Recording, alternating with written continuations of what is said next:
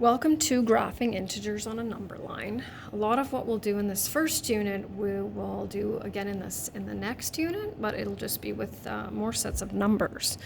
So once again, we're just working kind of on our number sense, a little bit of review, as well as a couple of new things here. So we can represent integers on a number line.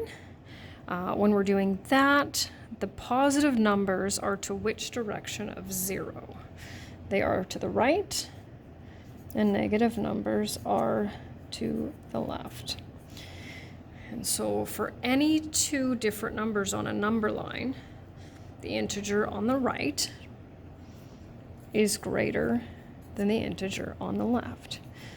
And so sometimes in math, we need to use a specific strategy, right? But part of math is actually being able to follow a set of steps, right? We'll do this first, and then we'll do that first. And as you get older and you're working on some more complicated concepts, that's when, it becomes extra crucial. So this is one of those things where we're going to have a specific list of steps that need to be followed.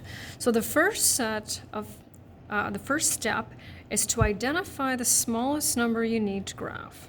So when we look at all these positive numbers as well as 0, what's the smallest number? So what we're going to do is we're going to start with the smallest number here.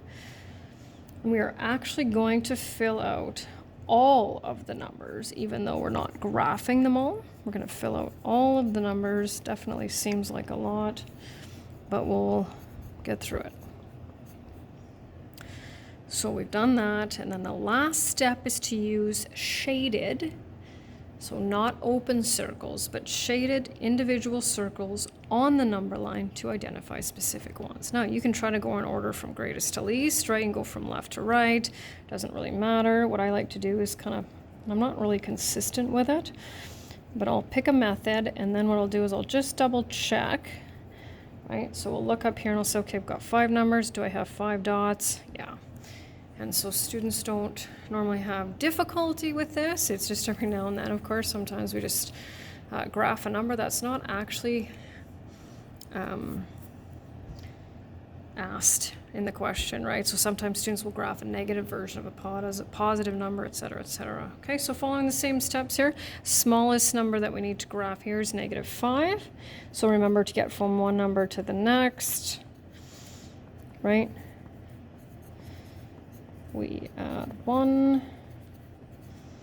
Okay, so I can see I have 2 negative numbers, so I'll make sure I have 2 dots. So notice how it's shaded on the number line.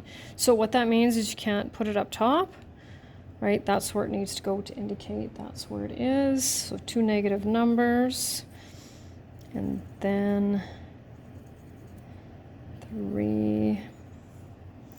Oh, I know you can't see that, but I think you get the point.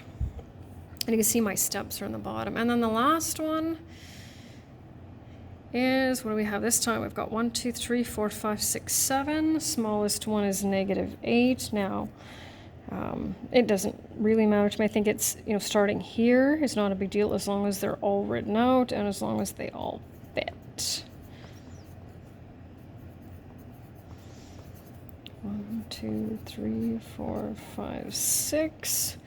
So I can see 3 negative numbers, -8, -6, -3. Got that 0. And 1, 2, and 4. So 3, 6, 7. 1, 2, 3, 4, 5, 6, 7. Just slide that over, I guess, so you can see the rest of my shaded circles. And that's it.